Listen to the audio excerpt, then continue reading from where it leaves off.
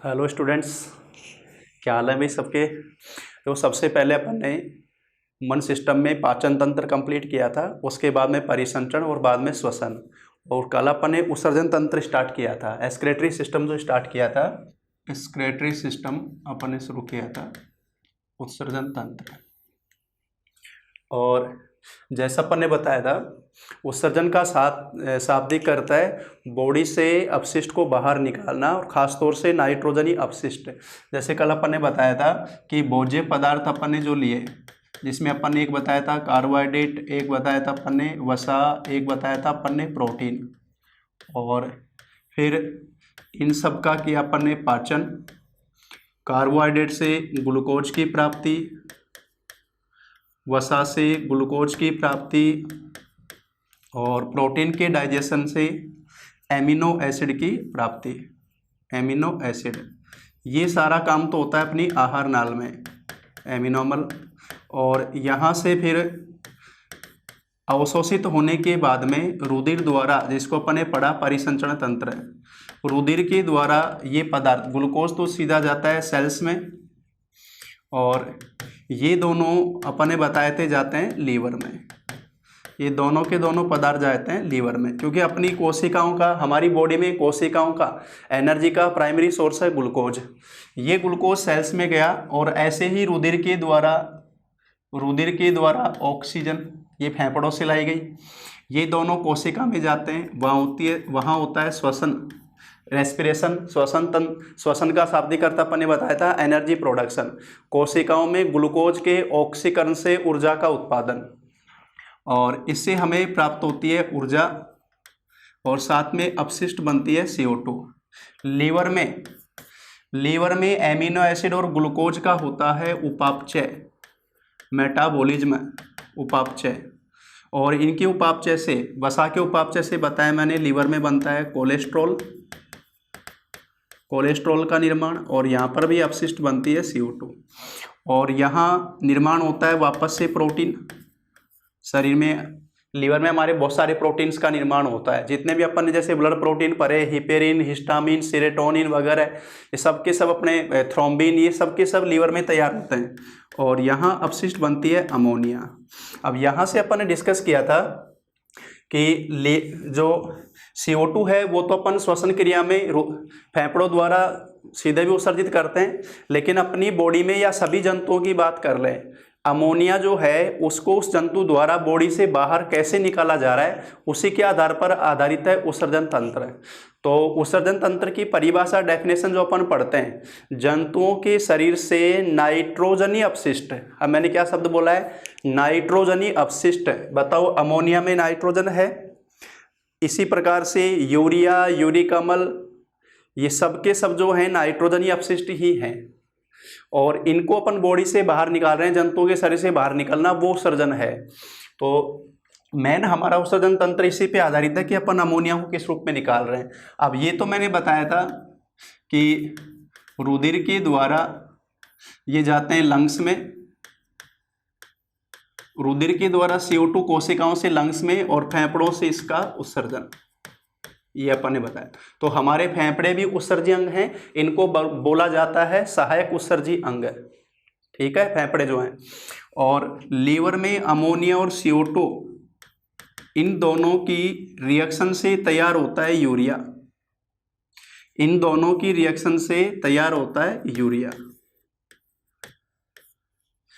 तो हमारी बॉडी में यूरिया का निर्माण, जो कि हमारे शरीर का मेन नाइट्रोजनी अपशिष्ट है, यूरिया का निर्माण लीवर में होता है। और यूरिया का निर्माण अपन ने क्यों किया, क्योंकि मैंने कल बताया था ammonia highly water soluble gas है। अमोनिया को अगर अपन अमोनिया के रूप में एक्सक्रेट करेंगे, बाहर निकालेंगे, तो अत्यधिक जल की हानि होगी। अमोनिया को यूरिया में कन्वर्ट करने से फायदा क्या हुआ, एक तो CO2 का भी उत्सर्जन साथ में हो रहा है, दूसरा अमोनिया की कंपैरिजन में यूरिया को एक्सक्रिएट करने के लिए या त्यागने के लिए जल की हानि शरीर से कम होती है। और इन दोनों क्रिया से यूरिया तैयार हुआ, यूरिया को ब्लड द्वारा ले जाया जाता है किडनी में। तो हमारे शरीर के मुख्य उत्सर्जी अंग ये हैं, किडनी, गुर्दे, वृक्क, और यहाँ किडनी में होता है ब्लड फिल्टर, किडनी में होता है ब्लड फिल्टर और उससे बनता है यूरिन। तो हमारे यूरिन जो अपन मूत्र बोलते हैं ना, उसके द्वारा अपन यूरिया को त्याग रहे हैं, बॉडी से बाहर निकाल रहे हैं। ये हमारा उत्सर्जन तंत्र है। तो अब हमें जो पढ़ना है वो ये पढ़ना है, यूरिया का निर्माण किडनी के द्वारा कैसे ब्लड को फिल्टर करके यूरिन बनता है, वो उस यूरिन का अपन जो त्याग करते हैं, ये उत्सर्जन तंत्र में पढ़ना है। तो उत्सर्जन तंत्र में ये जो मैंने बताया आपको, तो उत्सर्जन तंत्र की डेफिनेशन क्या आएगी भाई? शरीर से नाइट्रोजनी अपशिष्ट, शरीर से नाइट्रोजनी अपशिष्ट जिसमें अमोनिया, यूरिया, यूरिक एसिड, शरीर से नाइट्रोजनी अपशिष्ट को त्यागने की क्रिया।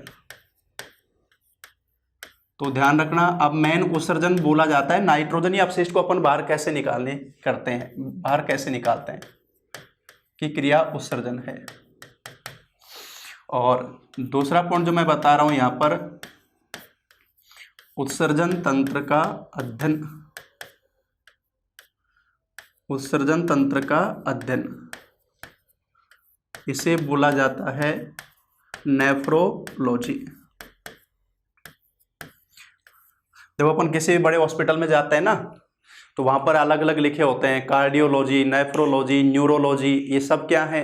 मेडिकल साइंस की शाखाएं तो हैं। अपनी एनाटॉमी जो है, ह्यूमन एनाटॉमी, मानव शरीर की संरचना की अलग अलग शाखाएं जो होती हैं। तो अगर अपने को किडनी से रिलेटेड प्रॉब्लम है तो कौन से डिपार्टमेंट में जाएंगे? नेफ्रोलॉजी में।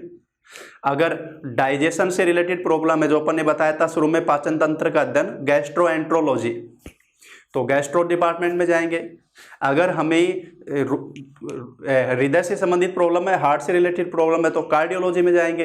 इस प्रकार से अपन जो पढ़ते हैं अलग अलग। तो उत्सर्जन तंत्र का अध्ययन क्या कहलाता है भाई? नेफ्रोलॉजी। अब उसके बाद में अगला पॉइंट जो मैं जोड़ रहा हूं, मानव शरीर के मुख्य उत्सर्जी अंग, मानव शरीर के मुख्य उत्सर्जी अंग, तो नाम किसका आएगा भाई? वृक्क का, किडनी का, यह आएगा ना। मानव शरीर के मुख्य उत्सर्जी अंग कैसे हैं भाई? वृक्क। वो कौन है? वृक्क हैं, किडनी। और ध्यान रखना, अपने जो किडनी है, मनुष्य में किडनी की जो स्थिति है वो मेटानेफ्रोनिक होती है। अपन आगे डिस्कस करेंगे इस चीज को। किडनी की 3 स्थिति बताते हैं, प्रोनेफ्रोनिक, मीजोनेफ्रोनिक और मेटानेफ्रोनिक। मेटानेफ्रोनिक सबसे विकसित किडनी कह सकते हैं अपन, जिसमें नेफ्रॉन की पूर्ण स्ट्रक्चर होती है। हमारी किडनी में ब्लड फिल्टर होता है। किडनी में ब्लड फिल्टर करने का काम जो सबसे छोटे लेवल पर सेल्स करती हैं, उनको नाम दिया जाता है नेफ्रॉन। वृक्काणु, वृक्क हो गई किडनी, उसकी सूक्ष्मतम अणु वृक्काणु, तो नेफ्रॉन उसको बोला जाता है। और इसी आधार पे वो अध्ययन किया गया भाई, वो सेल्स जो है नेफ्रॉन है, तो अध्ययन किया गया नेफ्रोलॉजी। तो मानव शरीर के मुख्य उत्सर्जन क्या है भाई? वृक्क है, किडनी है। अब हमारे शरीर का मुख्य उत्सर्जी पदार्थ की अगर बात करें, तो मानव शरीर का मुख्य उत्सर्जी पदार्थ,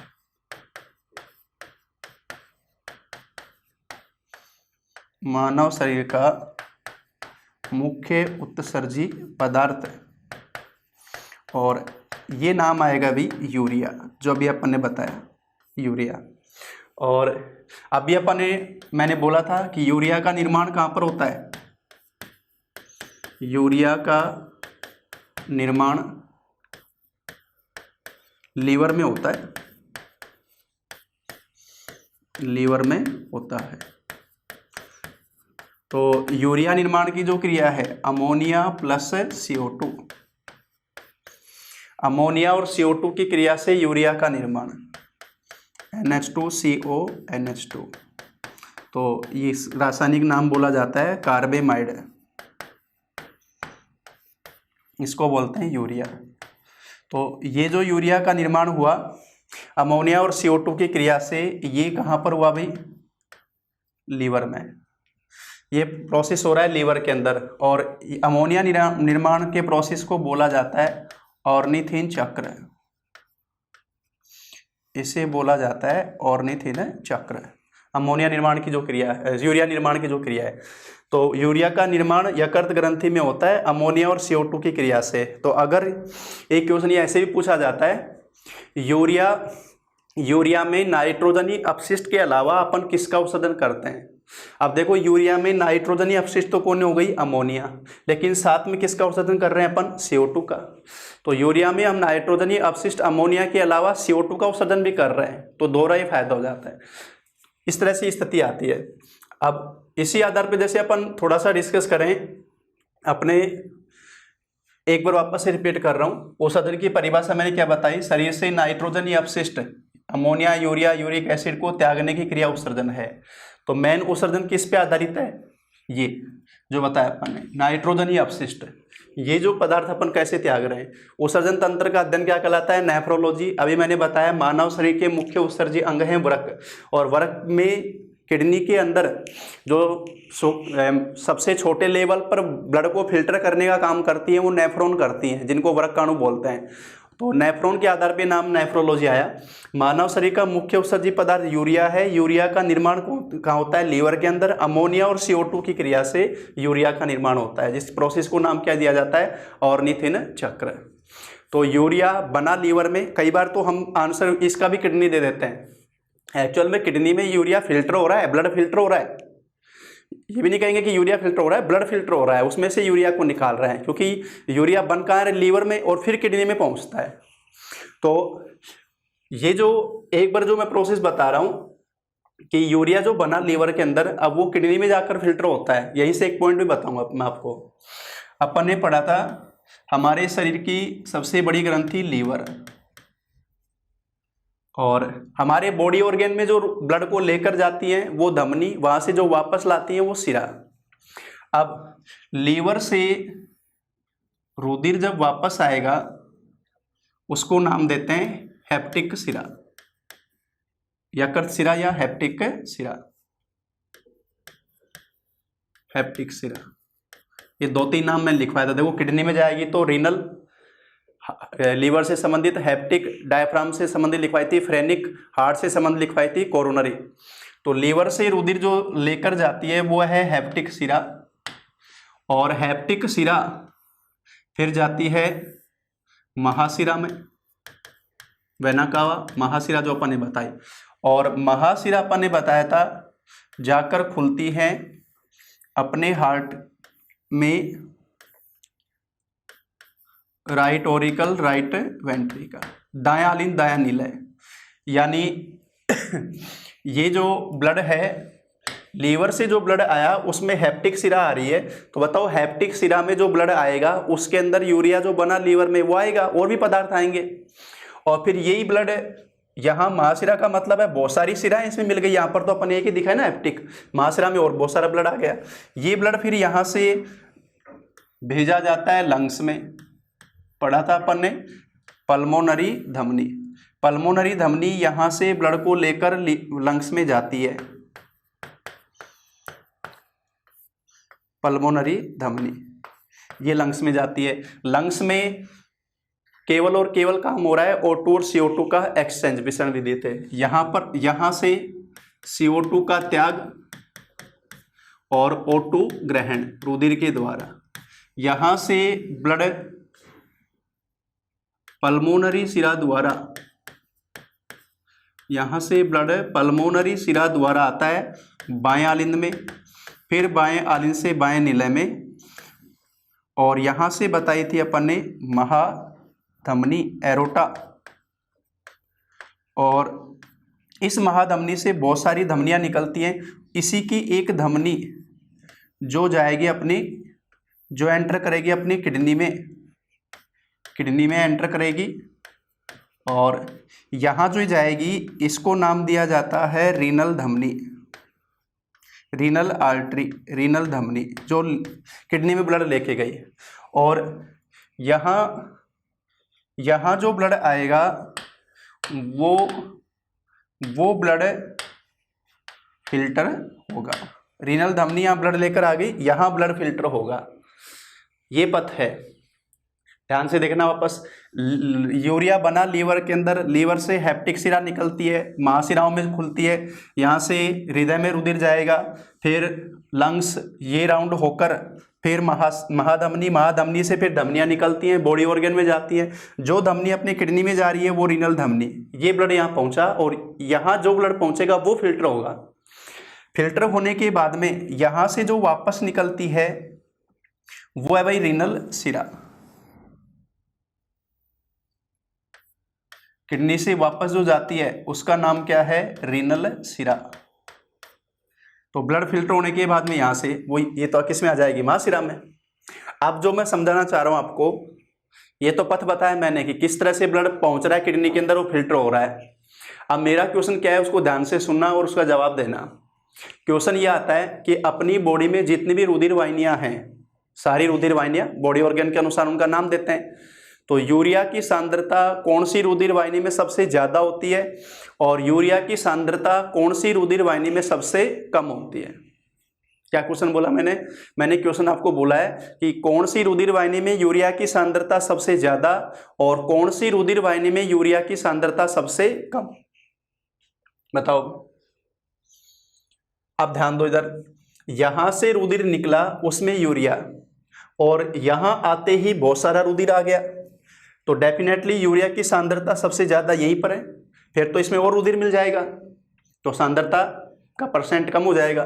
तो यूरिया की सर्वाधिक सांद्रता तो किस में होगी? हेप्टिक सिरा में। हेप्टिक सिरा में यूरिया की सांद्रता सबसे ज्यादा, और ये ब्लड मिल गया सारा, ये जा रहा है यहाँ तक, यूरिया का कोई फिल्ट्रेशन नहीं है। अब किडनी में ब्लड पहुंचा रीनल धमनी के द्वारा, यहाँ ब्लड फिल्टर हुआ। अब ब्लड फिल्टर हुआ तो ब्लड में से किसको हटाया अपन ने? यूरिया और अन्य अपशिष्ट को, यानी किडनी में जो ब्लड पहुंचा उसमें से यूरिया को हटाया जा रहा है। अब यूरिया यहाँ हट गया और अब यहाँ से जो ब्लड जाएगा तो बताओ उसमें यूरिया मिनिमम या होगा ही नहीं एक तरह से। तो यूरिया की सर्वाधिक सांद्रता पूछेगा तो हेप्टिक सिरा, यकृत सिरा, और यूरिया की सबसे कम सांद्रता पूछेगा तो रीनल सिरा या वृक्क सिरा। तो यकृत सिरा में यूरिया की सांद्रता सबसे ज्यादा होती है और वृक्क सिरा में यूरिया की सांद्रता सबसे कम होती है। अरे भाई यहाँ से बन के आया तो डेफिनेटली सबसे ज्यादा इसी में होगा, और यहाँ फिल्टर हो गया, फिल्टर होने के बाद में जाएगा तो डेफिनेटली उसमें यूरिया सबसे कम होगा। ये स्थिति रहती है। तो ये जो दोनों पॉइंट है अपन नोट करेंगे कि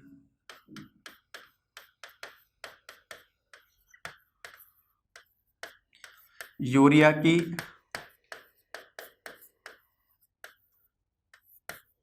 सर्वाधिक सांद्रता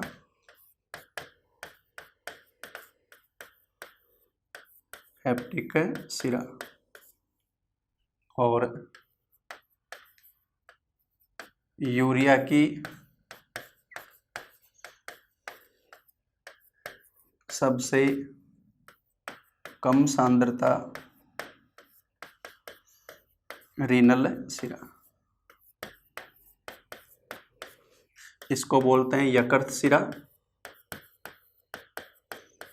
और इसको बोलते हैं वृक्क सिरा। तो यूरिया की सांद्रता सबसे ज्यादा होती है किसमें भाई? हेप्टिक सिरा में, और सबसे कम सांद्रता किसमें होती है? रीनल सिरा में, वृक्क सिरा के अंदर। यहाँ तक अपन ने डिस्कस किया। अब अपन जो मेन आएंगे वो कि हमारे उत्सर्जन तंत्र किस प्रकार से काम कर रहा है, किस प्रकार से किडनी काम कर रही है, ब्लड फिल्टर हो रहा है। तो अगला जो पॉइंट अपन पढ़ने जा रहे हैं देखो, ये उत्सर्जन तंत्र की संरचना, उत्सर्जन तंत्र। अब इसमें देखो ध्यान दो, ये तो अपने किडनी वृक्क दोनों, और किडनी की स्थिति सबसे पहले तो मैं बता रहा हूं संख्या 1 पेयर 1 जोड़ी। ये तो किडनी की संख्या 1 पेयर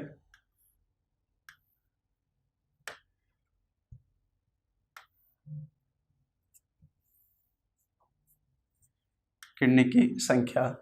नंबर 2, वृक्क की जो स्थिति है ना वह भाई डायफ्राम से नीचे,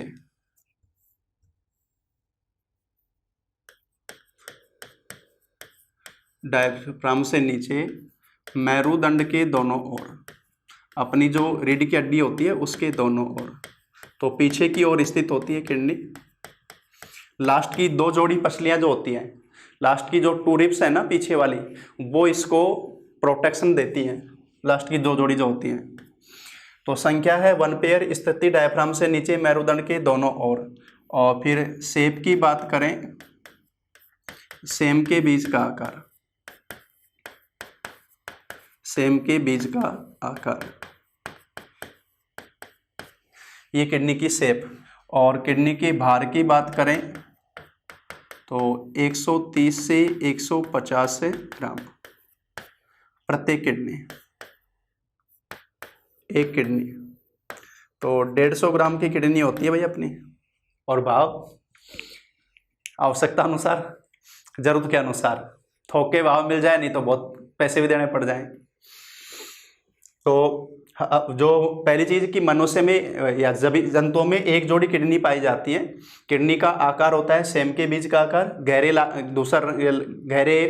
लाल रंग का जो बोलेंगे अपन, लाल भूरा गहरा रंग। और स्थिति है डायफ्राम से नीचे, मेरुदंड पीछे की ओर, मेरुदंड के दोनों ओर स्थित होती है। आकार होता है सेम के बीज का। भार अपन ने बताया एक किडनी का भार है 130 से 150 ग्राम।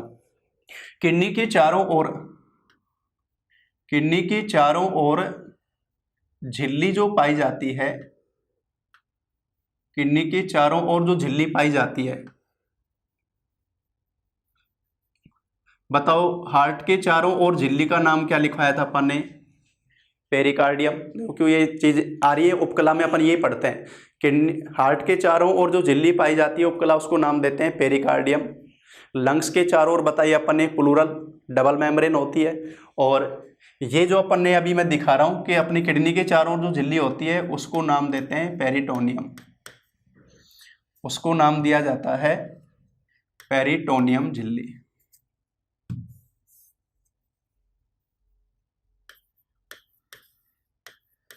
पेरिटोनियम झिल्ली। तो ध्यान रखना, एक तो बताइए अपन ने, देखो हमारी जो सबसे पहला पढ़ा अपन है पाचन तंत्र, तो हमारी जो आहार नाल है ना उसकी सबसे भारी परत होती है सिरोसा। आहार नाल की दीवार में 4 परत होती है, तो सबसे भारी परत कौन सी होती है? सिरोसा। और हार्ट के चारों ओर जो झिल्ली बताई उसका नाम बताया मैंने पेरिकार्डियम। लंग्स के चारों ओर दोहरी परत होती है बाहर की तरफ, वो प्लूरल। और किडनी के चारों ओर जो परत है उसको नाम क्या दिया जाता है? पेरिटोनियम झिल्ली, पेरिटोनियम मेम्ब्रेन। ये लीवर, किडनी के चारों ओर जो पाई जाती है। हमारी किडनी में रुधिर जो लेकर आएगी, अपन ने बताया था रीनल, देखो यहाँ लिखा हुआ है रीनल वेन और इधर लिखा है रीनल आर्टरी, लाल रंग में जो दिखा रहे हैं, ये तो रुधिर लेकर आती है। इसके द्वारा रुधिर आता है किडनी के अंदर, रीनल आर्टरी, जिसको अपन नाम देंगे वृक्क धमनी, वृक्क धमनी, रीनल आर्टरी। और ये जो दिखा रखे हैं जिससे रुधिर वापस जाता है, ये मेन बता रहे हैं जिसे रुधिर आ रहा है, ये रीनल वेन, वृक्क शिरा, जो किडनी के अंदर ब्लड लेकर आ रही है, वृक्क शिरा। अब किडनी में एक्चुअल में ब्लड फिल्टर होता है। किडनी में जाने के बाद में किडनी के अंदर काम कैसे हो रहा है ब्लड फिल्ट्रेशन का, वो भी अपन अलग से डिस्कस करेंगे। इसके बाद में यहाँ से जो अपन ने बताया कि ये वृक्क धमनी जो रुधिर लेकर आ गई, किडनी में ब्लड फिल्टर होने के बाद में, किडनी में ब्लड फिल्ट्रेशन का काम किसके द्वारा होता है? वो काम होता है नेफ्रॉन, जो किडनी की सेल होती है। नेफ्रॉन वृक्क की बोली जाती है संरचनात्मक और क्रियात्मक इकाई, यहां इंडिकेट कर देता हूं मैं नेफ्रॉन।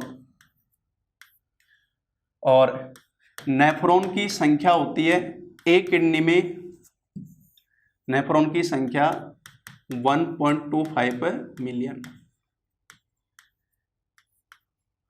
1.25 मिलियन, ये नेफ्रॉन की संख्या बताई जाती है एक किडनी के अंदर।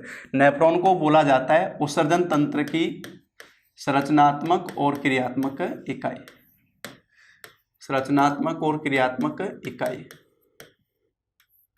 ये किडनी के अंदर एक्चुअल में जो ब्लड को फिल्टर करती है, तो उत्सर्जन की क्रियाविधि में नेफ्रॉन का वर्क ही पढ़ा जाता है कि नेफ्रॉन किस प्रकार से ब्लड को फिल्टर कर रहे हैं। अब ध्यान दो, क्वेश्चन, अगर क्वेश्चन आपके पास में आया रुधिर का फिल्ट्रेशन होता है, अगर अंग के आधार पे आएगा, फेफड़े दे दिया, हार्ट दे दिया, लीवर दे दिया, किडनी, तो आंसर क्या आ गया? किडनी। फिर उत्सर्जन का कार्य, रुधिर का फिल्ट्रेशन होता है। अब वहाँ पर आपको सेल्स का नाम दे दिया, जैसे न्यूरॉन दे दिया तो न्यूरॉन है तंत्रिका कोशिका, दूसरा नेफ्रॉन दे दिया तो यह आंसर बनेगा। इसी प्रकार से और सेल का नाम लिख दिया, तो अंग के आधार पे क्या नाम आया? किडनी। कोशिका के आधार पे क्या नाम आया? नेफ्रॉन। अब नेफ्रॉन के भी पार्ट पढ़ेंगे अपन कि नेफ्रॉन में एक्चुअल में ब्लड फिल्ट्रेशन कहाँ हो रहा है, वो भी आगे आ जाएगा। तो पूछा अगर उत्सर्जन ब्लड का फिल्ट्रेशन कौन से अंग में होता है, तो नाम आया वृक्क का। ब्लड का फिल्ट्रेशन करने वाली कोशिकाएं, तो नाम किसका आएगा? नेफ्रॉन का। या उत्सर्जन तंत्र की सबसे छोटी इकाई, संरचनात्मक और क्रियात्मक इकाई नेफ्रॉन। ये अब यहाँ जो ब्लड फिल्टर होता है ना, देखो किडनी में यहाँ से जो ये जो खांच होती है, यहाँ से जहाँ से तंत्रिका भी प्रवेश करती है, रुधिर वाहिनियां भी प्रवेश करती हैं, और यूरेटर मूत्र वाहिनी भी प्रवेश करती है। अधर सतह पर ये खांच होती है, इसलिए अब ये क्योंकि सामने की सतह, अधर सतह पर पीछे की तरफ से जहाँ से प्रवेश करती हैं, तो ये जो यूरेटर है मूत्र वाहिनी 1 पेयर हो गई, मूत्र वाहिनी जो हो गई 1 पेयर, और यहाँ से ये प्रवेश करती है किडनी के अंदर। जहाँ से यूरेटर निकलते, तो यूरेटर भी 1 पेयर हो गई। दोनों यूरेटर आकर किसमें खुल रही हैं? ब्लैडर में, मूत्राशय में आकर खुलती हैं। और मूत्राशय में यूरिन का है अस्थायी संचय, टेम्परेरी स्टोरेज। मूत्राशय में यूरिन का अस्थायी संचय, जैसे धीरे धीरे बूंद बूंद करके यूरिन यहाँ आकर स्टोर होता रहता है, और एक बार में लगभग 250 से 300 ml, ध्यान से सुनना, एक बार में लगभग 250 से 300 ml यूरिन स्टोर होने के बाद में यूरिन त्यागने की प्रतिवर्ती क्रिया शुरू। तो यूरिन यानी अगर ये क्वेश्चन ऐसे पूछा जाए, एक बार में सामान्यतः अपन कितना यूरिन त्यागते हैं, तो नाम क्या आएगा भाई? कितने मात्रा बताओगे? 250 से 300 ml। अगर यही क्वेश्चन ऐसे पूछा जाए, हमारे मूत्राशय की अधिकतम क्षमता, तो आप बताओगे 1000 से 1200 ml, ये अधिकतम क्षमता। और अगर पूछे कि एक बार में कितना यूरिन त्याग रहे हैं, तो 250 से 300 ml, वो स्थिति। हमारी दोनों किडनी में 24 घंटे के दौरान, अगर उत्सर्जन तंत्र की बात करें, दोनों किडनी में 24 घंटे के दौरान 172 से 180 लीटर ब्लड फिल्टर होता है। ध्यान रखना, वापस से सुना, दोनों किडनी में 24 घंटे के दौरान 172 से 180 लीटर ब्लड फिल्टर होता है, जिसका केवल 0.8% यूरिन बनता है। ब्लड कितना फिल्टर हुआ 24 आवर्स के ड्यूरेशन में? 172 से 180 लीटर, और यूरिन में कितना कन्वर्ट हुआ? 0.8%। इसका मतलब 24 घंटे के दौरान कितने यूरिन की मात्रा बनी भाई? 1400 से 1500 ml, लगभग 1.5 लीटर यूरिन बना। तो 24 घंटे के दौरान 1400 से 1500 ml यूरिन बनता है। एक बार में हम 250 से 300 ml यूरिन का त्याग करते हैं। मूत्राशय की अधिकतम क्षमता है 1000 से 1200 ml, ये स्थिति। और ये जो दोनों यूरेटर हैं, ये यहाँ यूरिन को लेकर आती हैं। और ये अस्थायी संचय जो बताया, ये इस जो ब्लैडर है, वो इसमें इसकी दीवार में प्रत्यास्था गुण पाया जाता है। प्रत्यास्थ इलास्टिक अपन जो बोलते हैं, यानी विरूपण और फिर सामान्य आकार। और फिर यूरेथ्रा, मूत्र मार्ग द्वारा अपन यूरिन का त्याग करते हैं, मूत्र मार्ग से यूरिन का त्याग। और मूत्र मार्ग जो है, यूरेथ्रा जो है, ध्यान रखना, नर में यूरिन त्यागने के लिए और शुक्राणु त्याग के लिए यानी जनन के लिए एक ही होता है यूरेथ्रा, जबकि मादा में यूरिन त्यागने के लिए और जनन के लिए दोनों अलग अलग होते हैं। तो इस तरह से उत्सर्जन तंत्र की जो स्ट्रक्चर प्राइमरी अपन ने देखी। अब एक तो इसमें अपन देखेंगे किडनी की स्ट्रक्चर, क्योंकि मेन काम तो किडनी कर रही है ना ब्लड का फिल्ट्रेशन। किडनी के अंदर जो ब्लड फिल्टर कर रही है वो कौन कर रही है भाई? नेफ्रॉन कर रही है। तो उनका काम किस प्रकार से चल रहा है। उसके बाद में यूरिन किस प्रकार से बना, यूरिन में क्या क्या मौजूद है। तो बताओ, मनुष्य में एक जोड़ी वृक्क पाए जाते हैं, संख्या एक जोड़ी, स्थिति है वक्ष डायफ्राम से नीचे मेरुदंड के दोनों ओर, आकार है सेम के बीच का आकार, एक किडनी का भार है 130 से 150 ग्राम। किडनी की चारों ओर जो परत पाई जाती है झिल्ली, उसको नाम देते हैं पेरिटोनियम। और किडनी में ब्लड को फिल्ट्रेशन करने का काम सबसे छोटे लेवल पर कौन करती है? नेफ्रॉन। उत्सर्जन तंत्र की संरचनात्मक और क्रियात्मक इकाई। एक किडनी में नेफ्रॉन की संख्या कितनी है? 1.25 मिलियन। और 24 आवर्स इसमें जो ब्लड लेकर आएगी, ब्लड लाना दोनों किडनी में, वो तो है वृक्क धमनी और वापस लेकर जाना फिल्ट्रेशन के बाद में वृक्क शिरा, अभी नाम भी लिया था अपन ने, तो रीनल आर्टरी रीनल वेन जो आ जाती है। अब दोनों किडनी में 24 आवर के ड्यूरेशन में 172 से 180 लीटर ब्लड फिल्टर होता है, 0.8% यूरिन में कन्वर्ट होता है, यानी 1400 से 1500 ml यूरिन बनता है 24 आवर के ड्यूरेशन में दोनों किडनी से। और सामान्य रूपतः हम एक बार में 250 से 300 ml यूरिन का त्याग करते हैं। मूत्राशय में यूरिन का स्थायी संचय है और एक हमारे मूत्राशय की क्षमता होती है 1000 से 1200 ml, और मूत्र मार्ग द्वारा यूरिन का उत्सर्जन किया जाता है। ये जो अपन ने प्राइमरी स्ट्रक्चर देखिए। अब पहले अपन देखेंगे किडनी की स्ट्रक्चर को।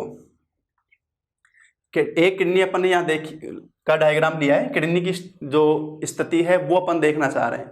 उसके बाद में अपन नेफ्रॉन की स्ट्रक्चर को लेंगे, किडनी में से एक नेफ्रॉन को कि नेफ्रॉन कैसे काम कर रही है। देखो किसी भी किडनी का जो बाहरी पार्ट है ना, ये जो बाहरी पार्ट दिख रहा है आपको, देखो ये कलर वाला जो बाहरी पार्ट है, इसको नाम दिया जाता है कॉर्टेक्स। ये यहाँ लिखा हुआ है वर्ड, ये अंदर दे दिया इसमें गलती से, मैं इसको लिख देता हूँ। बाहरी भाग जो है कॉर्टेक्स,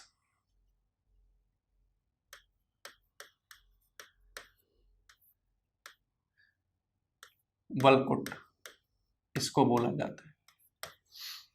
और इसके बाद में जो अंदर वाला ये जो पार्ट है, इसको नाम दिया जाता है मेडुला, मध्यांश। तो किडनी का जो बाहरी पार्ट है ना, वो तो क्या है भाई, कॉर्टेक्स, और आंतरिक पार्ट क्या है, मेडुला मध्यांश है। अब ये जो अपन ने बताया, इसमें यहां से ध्यान देना एक बार, रीनल धमनी, यानी थोड़ा सा मैं इधर ले लेता हूं एक बार इसको, रीनल धमनी जो यहां ब्लड को लेकर आएगी, ठीक है, और रीनल सिरा जो ब्लड को वापस लेकर जाएगी। तो रीनल धमनी जो है वो तो ब्लड को लाना, वृक्क धमनी, और रीनल सिरा ब्लड को लेकर जाना, ये स्थिति। रीनल धमनी ब्लड को लाना और रीनल सिरा ब्लड को लेकर जाना। और यहां से ये जो मैंने बताया था, ये छिद्र जो होता है, खांच जो होती है, एक बार देखो आपस में ले रहा हूं, जहां से देखो मैंने बताया था, ये जो खांच होती है ना दोनों किडनी में, इस खांच पे छिद्र होता है, उस छिद्र को नाम दिया जाता है हाइलम। यहां जो छिद्र होता है उसको नाम दिया जाता है हाइलम छिद्र, ये पॉइंट भी ध्यान रखना। और इस हाइलम छिद्र से ही रुधिर वाहिनियां प्रवेश कर रही हैं, वृक्क धमनी वृक्क सिरा, वृक्क धमनी पर वृक्क सिरा रुधिर वाहिनियां दोनों किडनी से संबंधित, तंत्रिकाओं का भी प्रवेश, और मूत्र वाहिनी जो दोनों आई है, दोनों किडनी से जो मूत्र वाहिनी आई ना, जो मूत्राशय में आके खुली हैं, ये दोनों भी इसी हाइलम छिद्र से ही किडनी में प्रवेश करती हैं। ये स्थिति इसकी होती है, यहीं से हाइलम छिद्र से ही प्रवेश करती हैं। तो ये तो किडनी की पर जो छिद्र जो पाया जाता है, अब देखो ये छिद्र जो यहाँ बता रहे हैं हाइलम छिद्र, यहाँ दिखा नहीं रखा तो मैंने वहां दिखा दिया है। रीनल धमनी रुधिर को लेकर आना, रीनल आर्टरी, और रीनल वेन रीनल सिरा रुधिर को वापस लेकर जाना। यहां आने के बाद में रीनल धमनी, अब ये देखो लाल रंग में जो छोटी शाखाएं बन गई मेडुला के अंदर, ये रीनल धमनी जो है, यहां से ध्यान देना, ये पार्ट मैंने बताया बाहर का कॉर्टेक्स, और ये बीच वाला बताया मैंने मेडुला।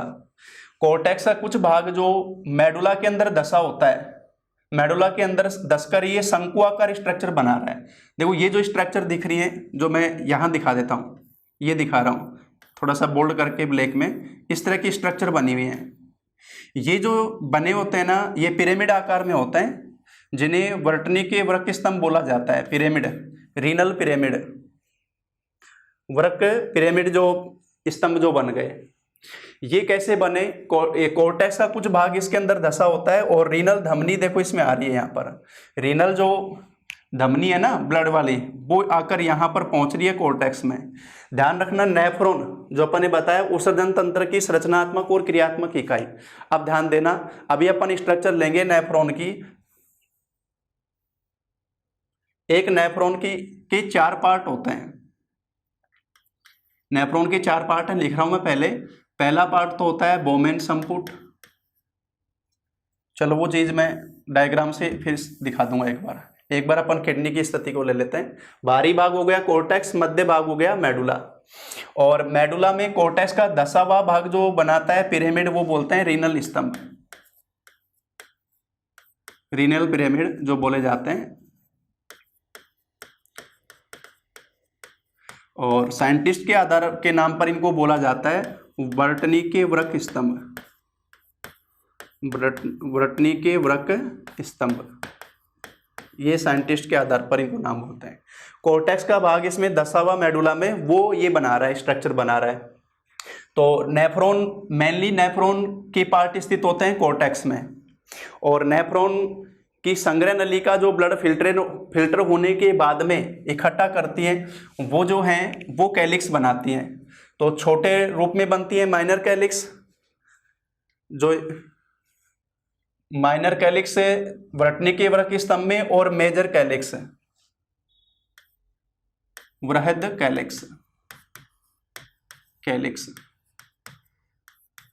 ये सारी कैलिक्स आकर ये जो वृक्क स्तंभ है ना, इनसे ये कैलिक्स आकर खुलती है। यहाँ पर ये जो कैलिक्स में ये बताया अपन ने मेजर कैलिक्स, जहां पर सारे की सारी नेफ्रॉन की जो संग्रह नलिका है वो आकर खुलेंगी, और यहां से जो यूरिन है वो सारा का सारा ये जो देखो जा रही है नीचे यूरेटर, जिसको अपन बोलते हैं यूरेटर, मूत्रवाहिनी,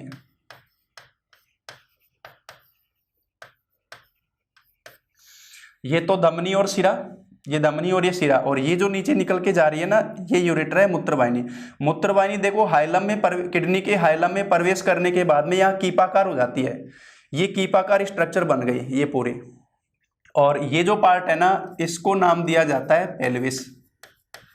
तो मूत्रवाहिनी का अग्र सिरा जो होता है ना वो कीप आकार का होता है। इसको मैं इस तरह से दिखा रहा हूं, जैसे ये आई,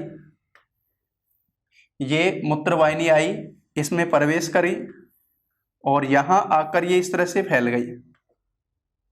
तो ये जो फनल बना ना ये कीपाकार, ये कहलाता है पेल्विस। पेल्विस भाग है जहां पर सारे के सारे ये कैलिक्स आकर खुलते हैं पेल्विस में, बड़ी कैलिक्स जो है सारे ये सब की सब इसमें आके खुलते हैं। तो 2-3 चीजें यहाँ जो मेन देखनी है अपने को कि रुधिर लेकर आई रुधिर जो लेकर आई वो तो रीनल धमनी, या ये रीनल धमनी सीधी कोर्टेक्स तक पहुंच रही है, कोर्टेक्स में नेफ्रॉन के अंदर ब्लड फिल्ट लेके जाती हैं। वृक्क धमनी की छोटी शाखाएं बनती हैं, वृक्क धमनी जो ब्लड इसमें लेकर आ रही है ना रीनल धमनी, इसकी छोटी शाखा बनती है अभिवाही धमनी, और अभिवाही धमनी प्रत्येक नेफ्रॉन के अंदर जाती है, जो भी आगे डिस्कस होगा। तो वृक्क धमनी की छोटी शाखा क्या बनी, अभिवाही धमनी, वो किस में जा रही है, नेफ्रॉन में जा रही है, और वहां ब्लड फिल्ट्रेशन होता है। और ये काम सारा का नेफ्रॉन का मेन पार्ट कोर्टेक्स में होता है। कोर्टेक्स का कुछ भाग 10वां अंदर जाता है मेडुला में, मेडुला के अंदर ये जो भाग है इनको नाम दिया जाता है रीनल पिरामिड, जिसको साइंटिस्ट के आधार पे नाम देते हैं वर्टनी के वृक्क स्तंभ। तो ये जो मैंने बताया वर्टनी के वृक्क स्तंभ, और यहां से ब्लड फिल्टर होने के बाद में कैलिक्स के द्वारा खुलता है पेल्विस में, कैलिक्स आकर खुलती है पेल्विस में, पेल्विस से फिर ये मूत्रवाहिनी में उतरता है। तो मूत्रवाहिनी का अग्र कीपाकार भाग होता है पेल्विस। ये जो अपन ने बताया किडनी की स्थिति को अगर देखें, अब किडनी के अंदर ब्लड फिल्टर करने का मेन काम जो कर रही है वो कौन कर रही है भाई, नेफ्रॉन कर रही है। मेन बात आ गई नेफ्रॉन की। तो नेफ्रॉन की संरचना या उत्सर्जन की क्रियाविधि, नेफ्रॉन स्ट्रक्चर, नेफ्रॉन संरचना,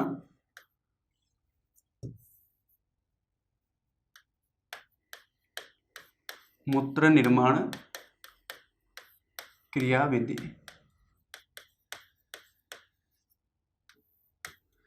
ध्यान दो, एक बार कुछ पॉइंट मैं वापस से रिपीट कर रहा हूं।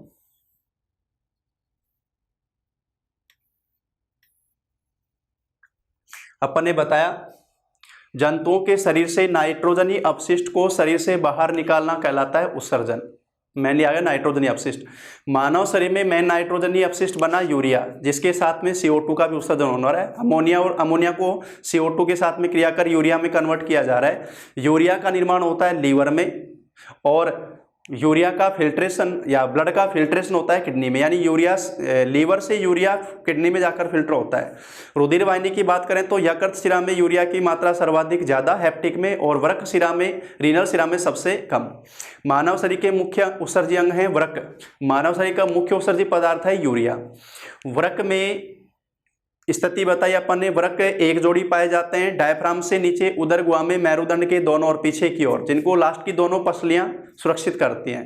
वृक्क का आकार सेम के बीज का आकार का। एक किडनी का भार 130 से 150 ग्राम।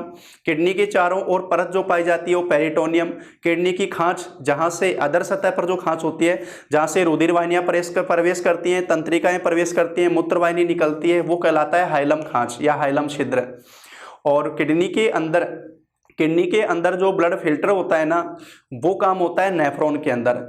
दोनों किडनी, अपने एक किडनी में नेफ्रॉन की संख्या बताई जाती है 1.25 मिलियन, यानी लगभग 12.5 लाख एक किडनी में होती है। तो एक्चुअल में किडनी के अंदर ब्लड 12.5 लाख नेफ्रॉन के अंदर फिल्टर हो रहा है। दोनों किडनी में 24 घंटे के दौरान 172 से 180 लीटर ब्लड फिल्टर होता है। 0.8% उसका यूरिन में कन्वर्ट होता है, यानी 1400 से 1500 ml 24 घंटे में यूरिन बनता है। एक बार में सामान्य रूप से अपन 250 से 300 ml यूरिन का त्याग करते हैं। और मूत्राशय की यूरिन का अस्थायी संचय मूत्राशय में होता है। मूत्राशय की अधिक क्षमता होती है 1000 से 1200 ml। ये स्थिति अपन ने बताया। मूत्र मार्ग द्वारा उसका उत्सर्जन। किडनी का भारी भाग होता है कोर्टेक्स, मध्य भाग होता है मेडुला, और कोर्टेक्स का कुछ भाग मेडुला में धसा हुआ होता है, जिनको बर्टनी के वृक्क स्तंभ बोलते हैं, पिरामिड बोला जाता है। नेफ्रॉन मेन स्थित होती है कोर्टेक्स में, और फिर वहां से ब्लड फिल्टर होने के बाद में संग्रह नलिकाएं मिलकर खुलती हैं कैलिक्स में, और कैलिक्स बड़ी होकर फिर खुलती है पेल्विस में। पेल्विस मूत्रवाहिनी का अग्र कीपाकार भाग है, और मूत्रवाहिनी उतरकर वहां से आ जाती है मूत्राशय के अंदर। तो एक्चुअल में जो किडनी में ब्लड फिल्टर हो रहा है वो नेफ्रॉन में हो रहा है। उसकी संरचना और मूत्र निर्माण क्रियाविधि अपन देख रहे हैं। एक नेफ्रॉन की स्ट्रक्चर को अगर देखें, किसी भी नेफ्रॉन का जो अग्र सिरा होता है ना, वो कीपाकार होता है।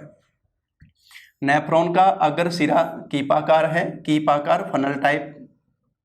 और ये जो कीपाकार भाग होता है ना नेफ्रॉन का, सबसे आगे का पार्ट जो कीपाकार है, इसको नाम दिया जाता है, ये नेफ्रॉन का पहला पार्ट है, इसको नाम देते हैं बोमेन संपुट। क्या नाम दिया बताओ? बोमेन्स कैप्सूल या बोमेन संपुट, ये नाम इसको, बोमेन साइंटिस्ट का नाम है, बोमेन कैप्सूल या बोमेन संपुट।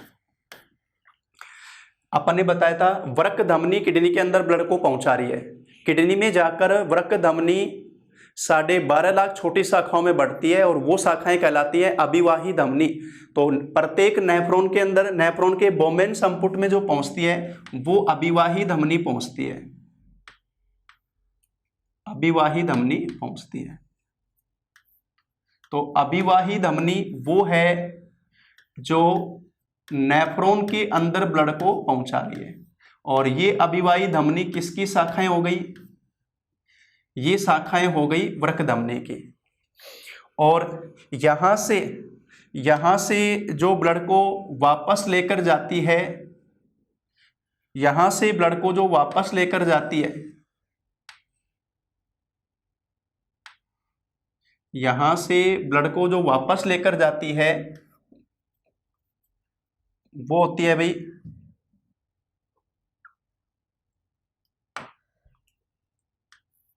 अपवाही धमनी। नेफ्रॉन के बोमेन संपुट में ब्लड फिल्टर होने के बाद में जो वापस जा रही है वो अपवाही धमनी। अभिवाही धमनी ब्लड को लेकर आना, और अपवाही धमनी ब्लड को वापस लेकर जाना। अब मैंने बताया बोमेन संपुट नेफ्रॉन का पहला पार्ट, जहां अभिवाही धमनी रुधिर ला रही है, और यहां आकर ये बिल्कुल पतला जाल बनाती है। ये जो पतला जाल होता है ना, इस जाल को नाम दिया जाता है ग्लोमेरुलस। ग्लोमेरुलस, ग्लोमेरुलस जाल बोला जाता है, जो कि नेफ्रॉन के पहले पार्ट बोमेन संपुट के अंदर ये पतला जाल पाया जाता है ग्लोमेरुलस। अब देखो, अभिवाही जो धमनी है जो रुधिर लेकर आ रही है, अभिवाही धमनी जो यहाँ रुधिर लेकर आ रही है ना, उसका व्यास होता है कम, अधिक, इसका व्यास है अधिक। और जो यहाँ से ब्लड को वापस ले जा रही है उसका व्यास है कम। अपवाही धमनी जो वापस लेकर जा रही है उसका व्यास है कम। यानी ब्लड आ रहा है ज्यादा और जा रहा है कम, ब्लड आ तो रहा है ज्यादा और जा रहा है कम, ये स्थिति है, आना और ये जाना। तो बताओ यहां प्रेशर बनेगा प्रेशर से ब्लड फिल्ट्रेशन होगा। वो ब्लड फिल्ट्रेशन मेन किस में हो रहा है? ग्लोमेरुलस में। अब देखो ब्लड का फिल्ट्रेशन कौन से अंग में होता है? किडनी। कौन सी कोशिकाएं कर रही है? नेफ्रॉन। और नेफ्रॉन के किस पार्ट में? बोमेन संपुट। बोमेन संपुट में कौन सा जाल पाया जाता है जहां ब्लड फिल्टर होता है? ग्लोमेरुलस। एक ही क्वेश्चन 3-4 तरीके से हो गया। ग्लोमेरुलस में एक्चुअल में ब्लड फिल्टर हो रहा है। अब यहां से ब्लड जो फिल्टर होता है, अब एक्चुअल में ब्लड जो फिल्टर होता है ना, उस ब्लड जो फिल्टर होता है उसमें ब्लड में से एक तो रुधिर कणिकाएं फिल्टर नहीं होती, रुधिर कणिकाएं फिल्टर नहीं होंगी भाई, और साथ में प्लाज्मा प्रोटीन या ब्लड प्रोटीन सीधे बोल दें अपन। रुधिर कणिकाएं और प्रोटीन फिल्टर नहीं होती, बाकी सारा का सारा पदार्थ फिल्टर होता है। वापस से अपने ब्लड जो किडनी में आया, वृक्क धमनी की छोटी शाखा अभिवाही धमनी जो नेफ्रॉन है उसकी पहले पार्ट बोमेन संपुट में आकर पतला जाल बनाती है जिसको ग्लोमेरुलस कहते हैं। यहां से ब्लड फिल्टर होने के बाद में जाता है उसको अपवाही धमनी। अभिवाही धमनी का व्यास ज्यादा है, अपवाही धमनी का कम है, प्रेशर से यहाँ ब्लड फिल्टर होता है। और यहाँ ब्लड जो फिल्टर होता है ना, उसमें ब्लड में से रुधिर कणिका और प्लाज्मा प्रोटीन फिल्टर नहीं होते, बाकी सारा पदार्थ फिल्टर होता है। तो जल, उसके साथ में जल विलयशील विटामिन कौन कौन से होते हैं भाई? बी एंड सी। इसके अलावा जितने भी ब्लड में उपस्थित खनिज लवण हैं, सोडियम, पोटेशियम, बाइकार्बोनेट, कैल्शियम वगैरह, ये आयन भी फिल्टर होंगे। जो कोशिकाओं में से अपशिष्ट आते हैं सारे, वो भी फिल्टर होंगे, जिसमें यूरिया वगैरह, यूरिक एसिड जो भी, हिप्यूरिक एसिड जो भी है वो सारा फिल्टर होगा। ग्लूकोज, एमिनो एसिड जो मौजूद रहते हैं ब्लड के थ्रू, वो भी सारे फिल्टर होंगे। तो लाभदायक और हानिकारक पदार्थ सभी उसके अंदर फिल्टर हो रहा है। कहाँ पर? ग्लोमेरुलस के अंदर। तो यहां से फिल्टर होकर जो बाहर निकलता है, यहां से फिल्टर होकर जो नेफ्रॉन में आगे निकलता है, इसको नाम दिया जाता है ग्लोमेरुलस फिल्ट्रेट। Glomerulus filtrate. तो अगर मैं आपसे पूछूं कि ग्लोमेरुलस फिल्ट्रेट में क्या क्या है, तो आप बताओगे जल विलयशील विटामिन, यूरिया, यूरिक एसिड, अन्य अपशिष्ट, खनिज लवण, ये सब इसके अंदर आएगा। ठीक है। इसके अलावा रंजक दवाइयां वगैरह जो अपन लेते हैं केमिकल, वो सब का सब इसके अंदर आएगा, वो सब का सब इसमें फिल्टर हो रहा है। हार्मोन भी हैं, वो भी फिल्टर हो रहे हैं। ये सब यहाँ से फिल्टर होने, यहाँ से निकलने के बाद में जो ग्लोमेरुलस फिल्ट्रेट हुआ, अब ग्लोमेरुलस फिल्ट्रेट होने के बाद में यहाँ से ये जो नेफ्रॉन है ना, ये कुंडलित होती है, पतले रूप में कुंडलित होती है,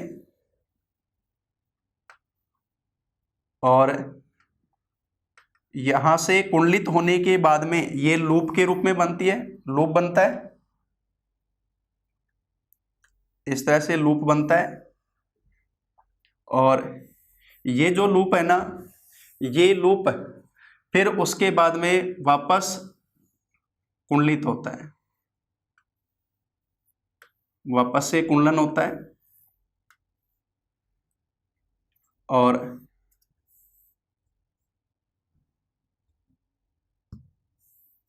ये जो कुंडलन हुआ,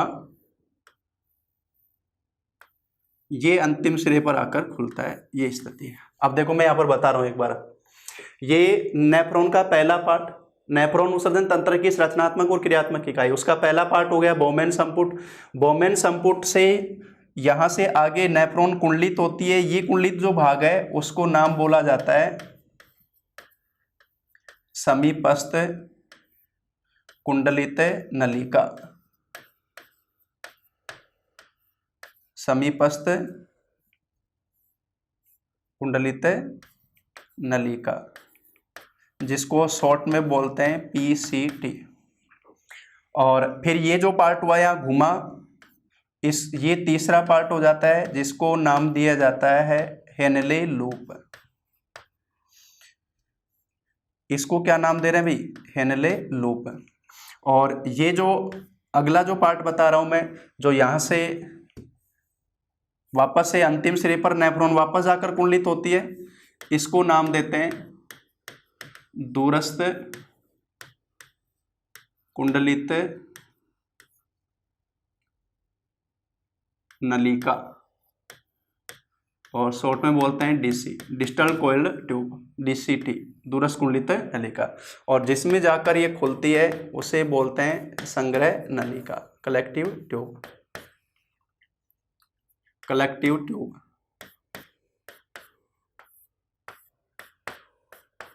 ये स्थिति। अब देखो यहाँ पर नेफ्रॉन का पहला पार्ट बोमेन संपुट, वृक्क धमनी की शाखा, अभिवाही धमनी, रुधिर इसमें लेकर आ रही है। यहाँ पतला जाल है ग्लोमेरुलस, यहाँ ब्लड फिल्टर हो रहा है, यहाँ से अब ब्लड फिल्टर होने के बाद में अपवाही धमनी, इसका व्यास ज्यादा, इसका व्यास कम, रुधिर आ रहा है ज्यादा, जा रहा है कम, प्रेशर से ब्लड यहाँ फिल्टर होता है। फिल्टर जो हो रहा है उसको नाम दिया जाता है ग्लोमेरुलस फिल्ट्रेट। ग्लोमेरुलस फिल्ट्रेट में ब्लड में से दो पदार्थ नहीं आएंगे, रुधिर कणिका और प्लाज्मा प्रोटीन। इसके अलावा जल, विटामिन, खनिज लवण, अपशिष्ट पदार्थ, हार्मोन, ग्लूकोज वगैरह सब ब्लड फिल्टर होकर यहाँ आता है। यहाँ से फिल्टर होने के बाद में नेफ्रॉन का दूसरा पार्ट जो कुंडलित है, अब नेफ्रॉन दो जगह कुंडलित हो रही है, बोमेन संपुट से निकलते ही और अंतिम सिरे पर।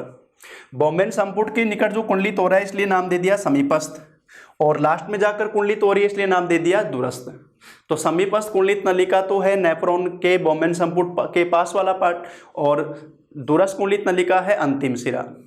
समीपस्थ कुंडलित नलिका में मुख्य अवशोषण स्थल है ये। मैंने क्या बोला, समीपस्थ कुंडलित नलिका मुख्य अवशोषण स्थल है, यानी यहां से फिल्ट्रेट होने के बाद में बहुत सारे लाभदायक पदार्थ उसमें आए, उनमें से ज्यादातर पदार्थों का अवशोषण पीसीटी में हो जाता है। ये पीसीटी के अंदर ही काम हो रहा है। तो समीपस्थ कुंडलित नलिका मुख्य अवशोषण स्थल है। ये अब मैंने क्यों बोला है, क्योंकि यहाँ आकर 75% जल, सुनते जाना, 75% जल, ग्लूकोज, एमिनो एसिड, जल विलयशील विटामिन, इसके अलावा सोडियम, पोटेशियम, खनिज जो मिनरल्स है, कैल्शियम वगैरह, इन सब का अवशोषण होता है इसी के अंदर, पीसीटी के अंदर, समीपस्थ कुंडलित नलिका में। यहाँ से ये लूप बनाती है, और ये लूप जो है ना, साइंटिस्ट के आधार पे इसको नाम क्या दिया, हेनले लूप। अभी मैंने बताया था किडनी के दो पार्ट होते हैं, भारी पार्ट तो कॉर्टेक्स और मध्य भाग होता है मेडुला। ये जो नेफ्रॉन कुंडलित होती है, लूप जो बनाती है ना, ये मेडुला के अंदर स्थित होता है। ये कहाँ स्थित है भाई, मेडुला के अंदर, और कुंडलित होकर वापस आ जाती है। तो दूरस्थ कुंडलित नलिका वाला पार्ट वापस कॉर्टेक्स में है। तो मैं इस तरह से कर सकता हूं कि ये स्थिति बताओ, ये जो मैं स्थिति बता रहा हूं, ये जो लाइन मैंने खींची है ना, तो ये तो है किडनी के ऊपर वाला पार्ट कॉर्टेक्स, और ये है आंतरिक पार्ट है मेडुला किडनी का। तो नेफ्रॉन के चार पार्ट हैं, 1, 2, 3 और 4, 4 पार्ट हैं। इनमें से पहला, दूसरा और चौथा ये तो है देखो इस लाइन से ऊपर कॉर्टेक्स में, और तीसरा पार्ट हेनले लूप ये है मेडुला में। ये तो मेनली नेफ्रॉन का मेन पार्ट किस में होता है भाई, नेफ्रॉन का मेन पार्ट कॉर्टेक्स में होता है। यहां से मैंने बताया फिल्टर होने के बाद में मेन अवशोषण किस में हुआ, समीपस्थ कुंडलित नलिका में। 75% जल का, ग्लूकोज, एमिनो एसिड, मिनरल्स वगैरह सबका अवशोषण समीपस्थ कुंडलित नलिका में हो जाता है। यहां से ब्लड फिल्टर होने, यहां से आगे गुजरते हैं हेनले लूप में। अब समझो यहां से अपवाही धमनी जो यहां से निकलती है, ये अपवाही धमनी जो यहां से निकली, क्योंकि भाई ये पदार्थ जो छना ना, उसमें बहुत सारे लाभदायक भी तो आए, और वो सारे के सारे चिल्लाने लगे, बोले यार हमने क्या बिगाड़ा, हम तो तेरे शरीर के लिए आवश्यक है, हमें तुम फिल्टर ब्लड हमारे को क्यों छोड़कर जा रहा है। तो ब्लड बोला भाई अभी तो चुपचाप निकल जाओ, तुम्हारे को मैं वापस ले लूंगा, अभी निकलो, तुम्हारा भी इन व्यर्थ पदार्थों के साथ तुम्हारा निकलना भी जरूरी है। तो यहाँ से फिल्टर होने के बाद में जब यहाँ गुजरे, अपन ने बताया मेन लाभदायक पदार्थों का अवशोषण हुआ, और यहाँ से अब अपवाही धमनी जो है ना, जो अपन ने बताया यहाँ से निकलती है, ये इस हेनले लूप के चारों ओर सीढ़ी नुमा जाल बनाती है। हेनले लूप के चारों ओर लिपट जाती है, सीढ़ीनुमा जाल बनाती है, और ये जो जाल बनाती है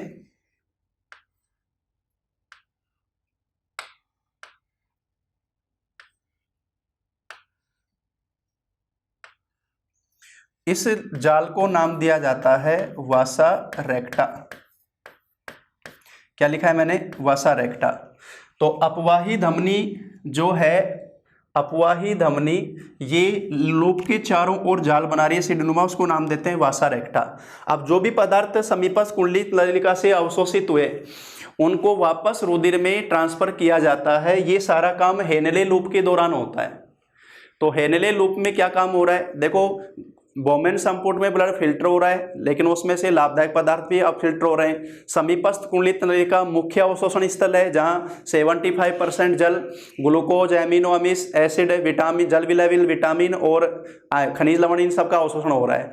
हेनले लूप के दौरान जो भी अवशोषित किए गए पदार्थ हैं उनको वापस रुधिर में ट्रांसफर किया जाता है, और ये जो जाल है इसको नाम दिया जाता है वासा रेक्टा। ध्यान रखना, हेनले लूप की लंबाई जितनी ज़्यादा होगी यूरिन की सांद्रता